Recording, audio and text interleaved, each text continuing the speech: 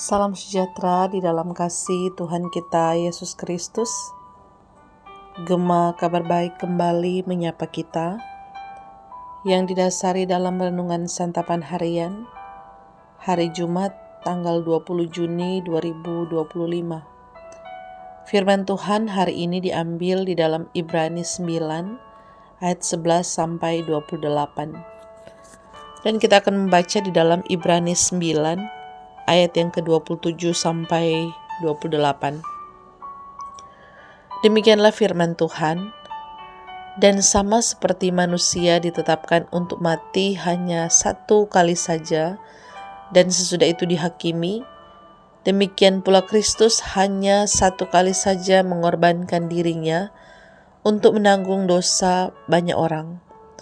Sesudah itu ia akan menyatakan dirinya sekali lagi tanpa menanggung dosa, untuk menganugerahkan keselamatan kepada mereka yang menantikan Dia.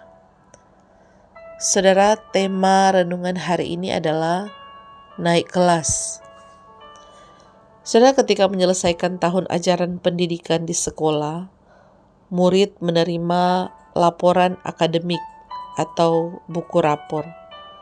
Saat dinyatakan naik kelas, murid mengeluarkan buku-buku pelajaran yang sudah tuntas dipelajari untuk diganti dengan buku-buku pelajaran kelas selanjutnya.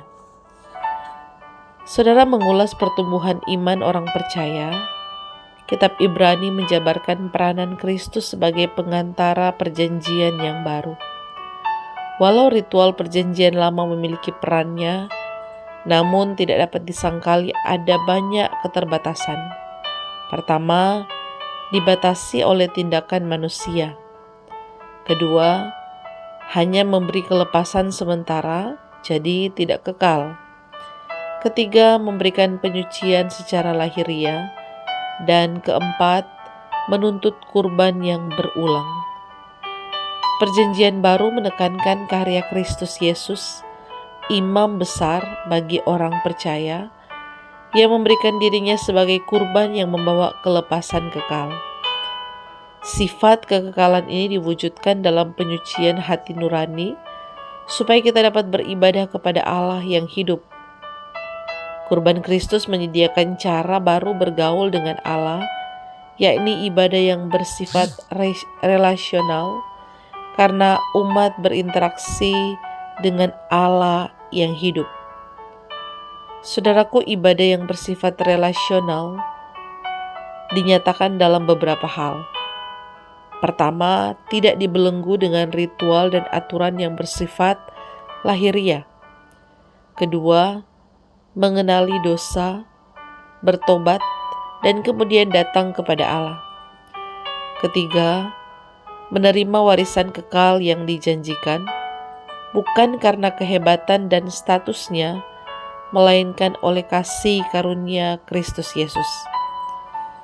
Saudara, perjanjian yang baru mengajar tentang keutamaan dan kebesaran Tuhan Yesus Kristus. Dia adalah imam besar agung yang menyucikan, dan ia juga adalah kurban yang kekal bagi segenap kehidupan kita. Di dalam Kristus kita mendapatkan jaminan dan pengharapan iman yang kekal, bukan hanya untuk kehidupan masa depan, tetapi juga untuk kehidupan saat ini. Hidup dalam perjanjian berarti kita menjalani kehidupan bersama dengan Kristus. Siapa yang menjadi penuntun kehidupan Anda saat ini?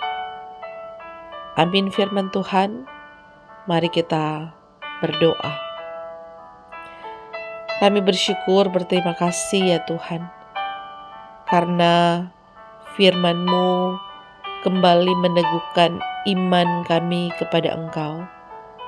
Kau adalah imam besar agung yang boleh membawa kami untuk memiliki relasi yang intim, yang dekat dengan Allah. Tolong kami ya Tuhan, supaya kami boleh tetap terus mempersembahkan kehidupan yang berkenan di hadapan Tuhan. Karena Engkau, melalui perantaramu, Engkau telah memperdamaikan kami manusia berdosa dengan Allah yang kudus. Ajar kami Tuhan untuk senantiasa beribadah kepada Engkau, membangun relasi dengan Tuhan, dan terus berinteraksi dengan Allah di dalam kehidupan kami. Sehingga kami boleh hidup benar, hidup sesuai dengan identitas kami sebagai orang-orang yang telah dikuduskan Tuhan.